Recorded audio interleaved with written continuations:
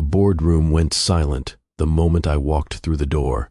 12 executives sat around a polished mahogany table, coffee cups frozen halfway to mouths, eyes tracking my movement like I was a threat they hadn't prepared for. Victor Callahan sat at the far end, scrolling through his phone with the casual arrogance of a man who believed he owned the room. He glanced up. His face went white, not pale, white, like every drop of blood had just remembered it had somewhere else to be. Have you ever been underestimated by someone who claimed to love you? Have you ever been told you weren't enough, that your best would never measure up, that the life you were building together was actually a prison they needed to escape? 3 weeks before my wife handed me divorce papers in a warehouse break room, I signed documents that made me the sole owner of a $620 million empire. The company her new lover worked for, the career he'd spent 18 years building, the future she thought she was running toward. All of it belonged to me. She just didn't know it yet. If you've ever been counted out by someone who should have believed in you, this story is for you. Hit that like button right now, because what you're about to hear will change how you think about patience, power, and the people who mistake your silence for weakness. Let me take you back to where it actually started. The break room at Riverside Logistics smelled like burned coffee and industrial cleaning solution. Fluorescent lights flickered overhead with that specific frequency that makes headaches inevitable. I was standing next to a vending machine that had just stolen $4 from me, staring at an empty slot where a sandwich should have been, when the door opened behind me. I'd just finished a 9-hour shift moving inventory crates, steel-toed boots soaked through with sweat, shirt clinging to my back, lower back threatening to stage a permanent revolt.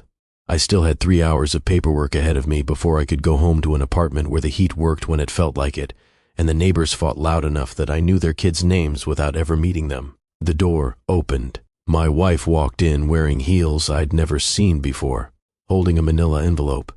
Designer bag on her shoulder, I definitely hadn't paid for. Her face had this strange calm to it, not peaceful, final, like she'd already left and was just here to make it official.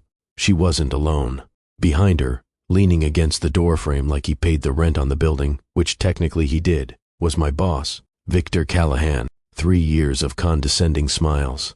3 years of him taking credit for numbers I'd generated while calling me buddy in a tone that meant the opposite. 3 years of watching him collect bonuses while I worked overtime just to stay current on bills. He was standing behind my wife. My brain tried to build an innocent explanation, found nothing that fit. "We need to do this now," Vivian said, her voice flat, clean, the way you'd ask someone to move their car. She slid the envelope across the break room table. I looked down at the header, petition for dissolution of marriage. I didn't touch it, just stared at words that rearranged my entire future in 12-point font. "Vivienne," I said quietly, "what is this?" She folded her arms. Me, being honest. Finally. That word hit harder than it should have. Finally, like our entire marriage had been a performance. She was tired of sustaining. Victor said nothing, just stood there in his pressed shirt and expensive watch, wearing that expression he saved for moments when he knew something you didn't, that small smile that made you feel like you'd already lost an argument you hadn't started yet. "I can't keep doing this," Vivian continued. "You work constantly, and we're still drowning. You come home exhausted, smelling like cardboard and diesel, talking about overtime like it's some kind of victory." She exhaled slowly. "This isn't a life, Julian. I deserve better than this." The way she said my name sounded like she was already talking about someone who used to exist. "I've been trying," I said. "I know," she replied, glancing back at Victor.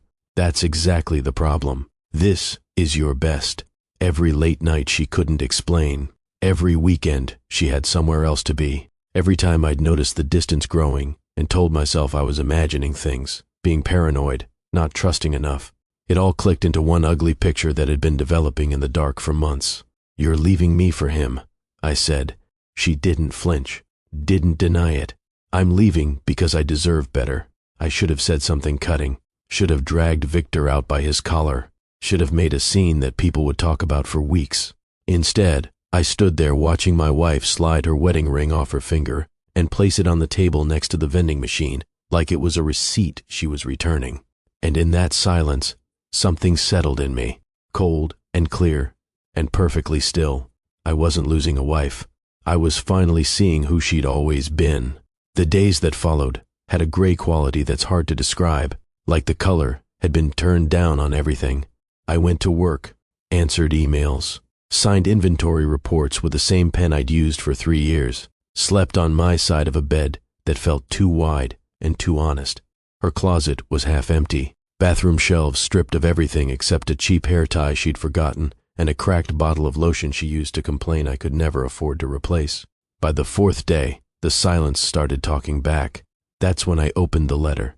It had been sitting under a stack of overdue bills for almost 3 weeks.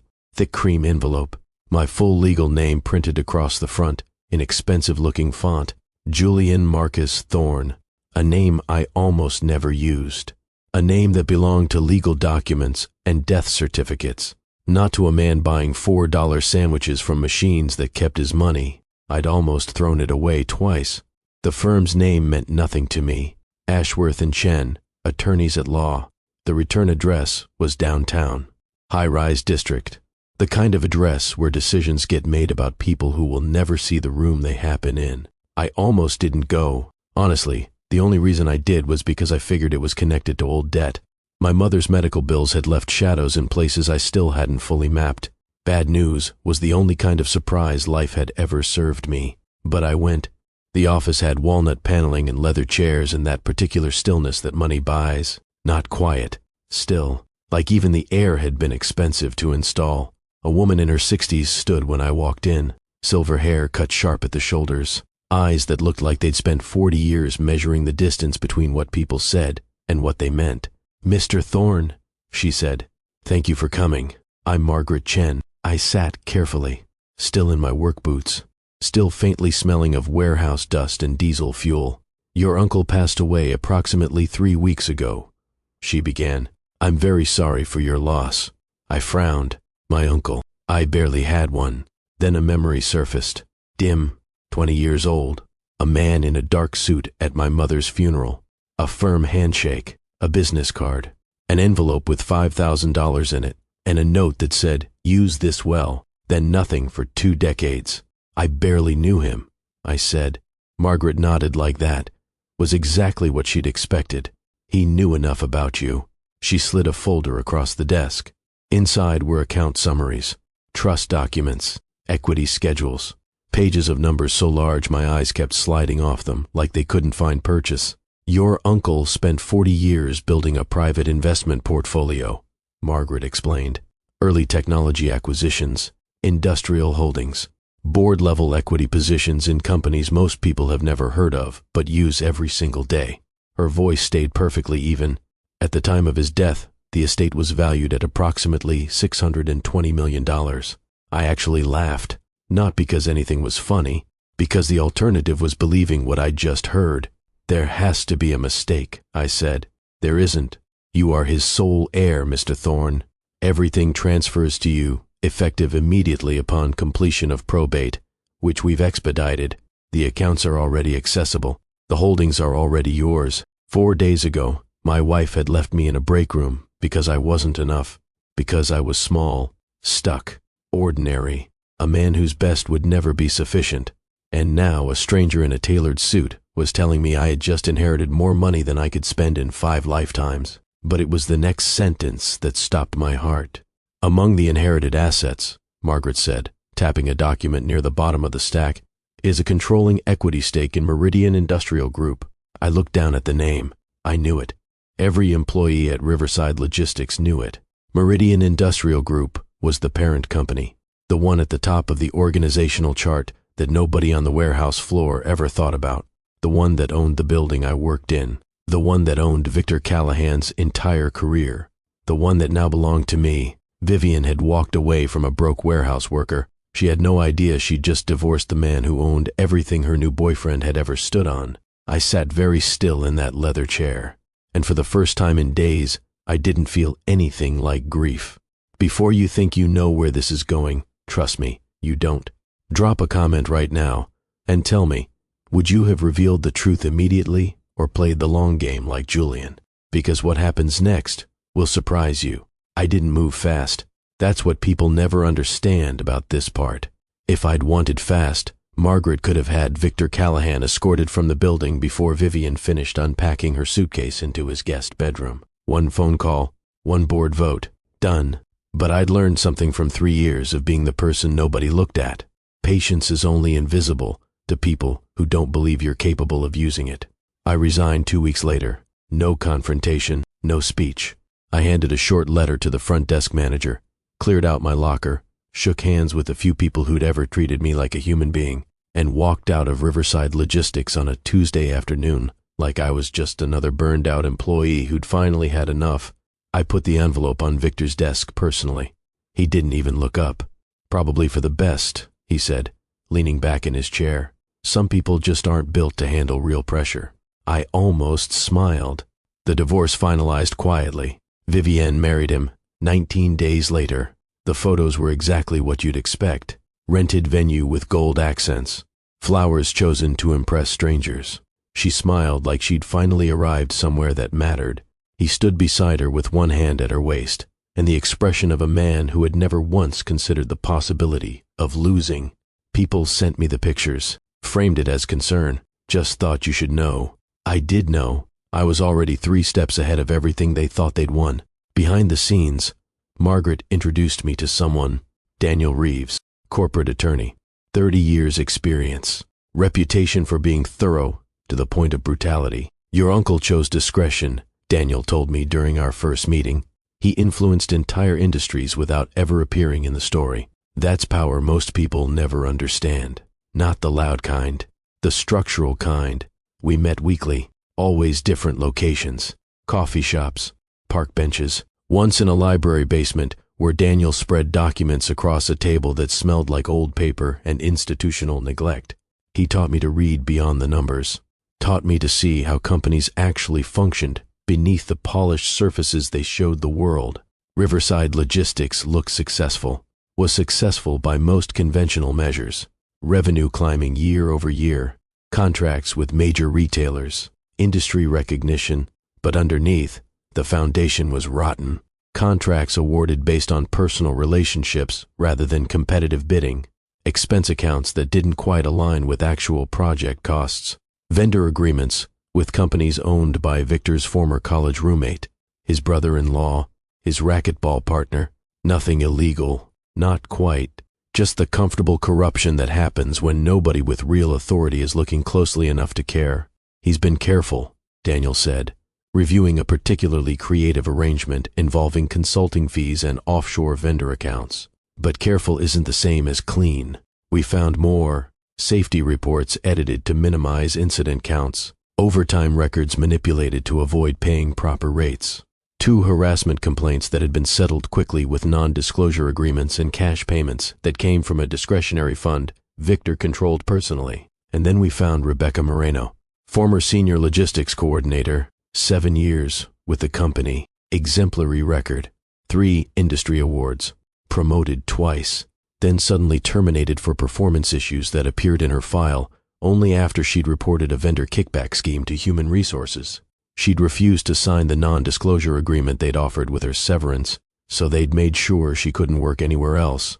Quiet calls to industry contacts, subtle words in the right circles, nothing traceable, nothing provable. Just a career that stopped advancing for reasons nobody would name publicly. Last known employment, managing a small bookstore in the neighborhood where she used to coordinate logistics for operations that moved $40 million of goods annually. I found her on a Thursday afternoon. The bookstore was cramped and warm, smelled like old paper and coffee from a pot that had been sitting too long. She was behind the counter, reading glasses perched on her nose, sorting through a stack of invoices. Rebecca Moreno, I said. She looked up. I watched her face close immediately. The automatic defense of someone who'd learned that strangers asking questions rarely brought good news. I'm not interested in whatever you're selling, she said flatly. I'm not selling anything. I'm Julian Thorne. I'd like to talk to you about Riverside Logistics. Something flickered in her expression. Not hope. The memory of anger she'd learned to keep buried because hope was more dangerous than resignation. I have nothing to say about that place. I know what happened to you, I said quietly. I know about the kickback report. I know about the termination. I know Victor Callahan destroyed your career because you wouldn't stay silent. Her hands went still on the invoices. Who are you? Someone who can actually do something about it, if you're willing to talk. We sat in the back corner for 2 hours. She told me everything. The vendor schemes, the manipulated safety reports, the culture of fear that kept talented people quiet because speaking up meant professional suicide. He's untouchable, she said finally, exhausted from reliving it. People like him always are. They have the connections, the resources, the narrative control. People like me, we're just warnings to anyone else who thinks about making noise. He's not untouchable, I said. She laughed, bitter and tired. You have no idea how this industry works. I pulled out a business card. Simple, just my name and a phone number. If I could guarantee protection, I said, real protection, and I could guarantee consequences for him, real ones, not symbolic ones. Would you be willing to go on record? She stared at the card for a long moment, then at me. Who are you really? Someone who's tired of watching careful people get away with cruelty, just because they're smart enough to keep it quiet. She took the card. Over the next 6 weeks, 4 more former employees came forward, each with similar stories, each carrying the weight of injustice they'd been forced to swallow because the alternative was worse.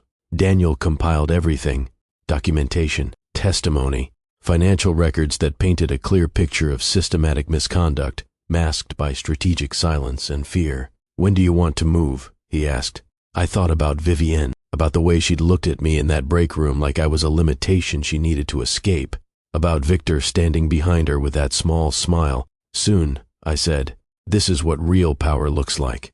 Not revenge. Accountability. If this story is hitting different, smash that subscribe button right now because you haven't seen anything yet. The engagement announcement appeared in the business section 3 weeks later. Vivienne Kane and Victor Callahan, smiling on a rooftop terrace somewhere expensive.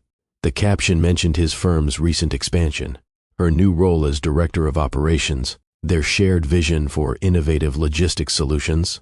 I cut out the article, not from pain, not from nostalgia, because I wanted to remember this moment, remember what they looked like when they thought they'd won. The engagement party was exactly what I expected. Rooftop venue downtown, string lights wrapped around steel beams, catered food on small plates, 200 guests in designer clothes, networking as much as celebrating. I wasn't invited. I went anyway. Security at the elevator didn't question me. New suit, properly tailored this time, confident posture, the kind of presence that suggests belonging. People rarely question you when you move like you own the space. I found Victor near the bar, surrounded by admirers, telling some story about a contract negotiation, gesturing with a glass of something amber and expensive. I waited until he was alone, until the admirers had drifted toward food or conversation or whatever else people drift toward at parties designed to display success. Victor Callahan, I said. He turned, polite smile already in place, the professional one. Then he actually looked at me. The smile faltered. Julian, he said, I didn't realize you were invited. I wasn't. Silence. Uncomfortable. He glanced around, probably looking for security, for Vivienne, for anyone who could make this interaction someone else's problem. I don't think this is appropriate, he said carefully. I agree, but I wanted to tell you something in person. He tensed. I'm the new majority shareholder of Meridian Industrial Group, I said quietly, effective immediately. I've spent the past 2 months reviewing every contract, every vendor relationship, every financial arrangement Riverside Logistics has engaged in for the past 6 years. The color drained from his face.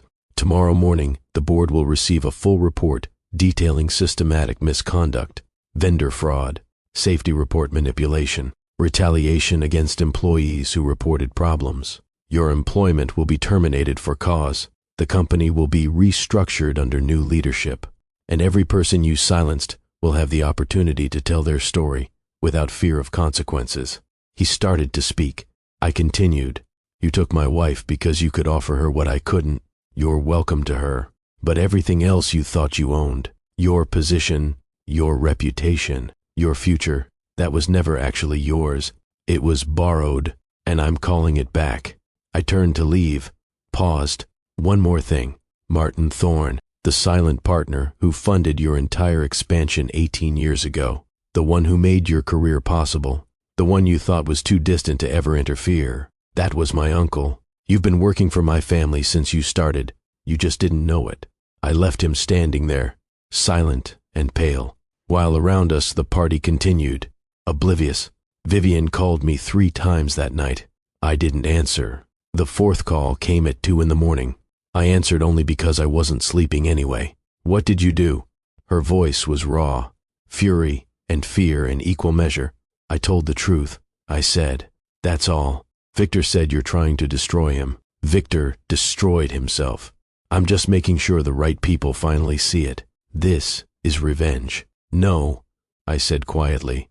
"Revenge would have been immediate. This is accountability. There's a difference." Silence. Then softer. "Julian, please. If this happens, he loses everything. The position, the contracts, his reputation, and the people he hurt get theirs back." "I didn't know," she whispered, "about any of it. I swear, I didn't know." "I believe you," I said, "and I did.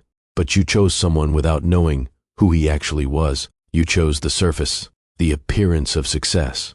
You didn't look deeper because you didn't want to. That's not my responsibility to fix."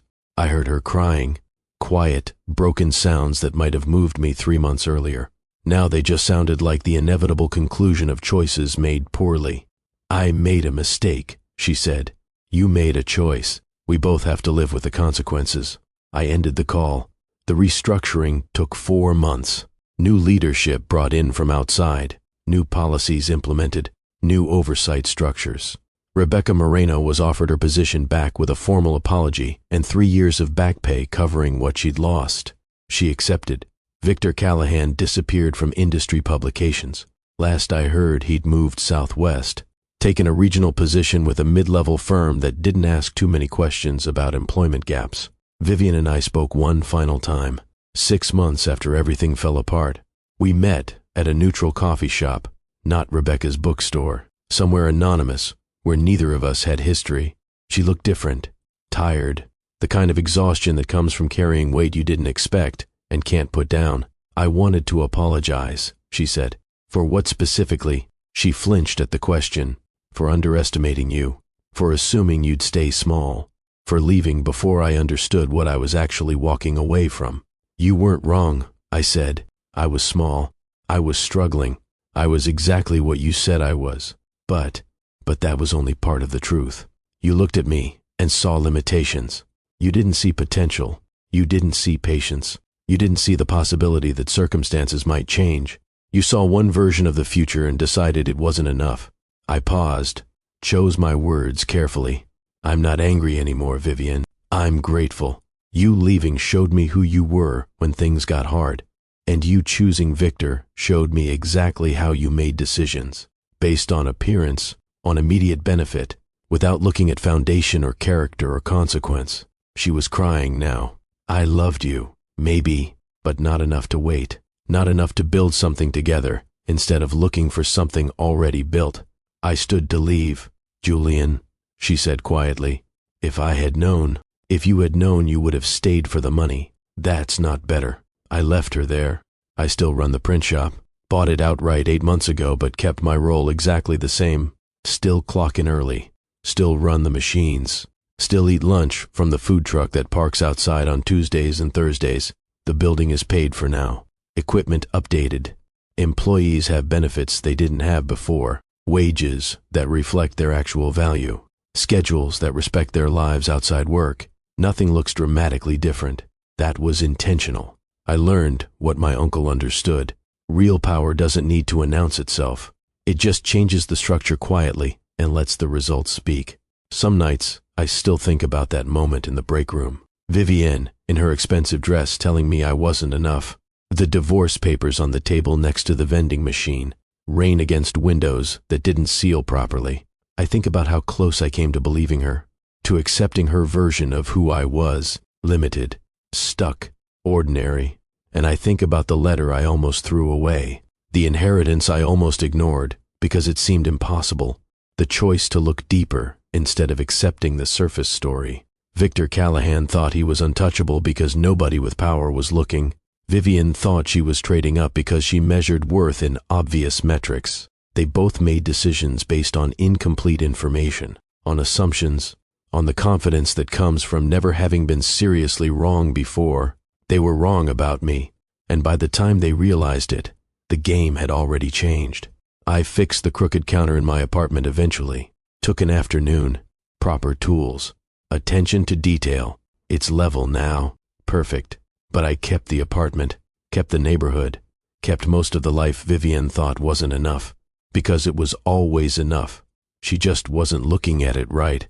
If this story moved you, don't just watch. Hit that like button. Share it with someone who needs to hear it. And subscribe to Mr. Andy Love Stories for more incredible journeys of transformation and justice. Drop a comment telling me, have you ever been underestimated? How did you prove them wrong? Remember, your current chapter isn't your final story. Sometimes the best revenge isn't making them see what they lost. It's building something so meaningful you forget they ever mattered at all.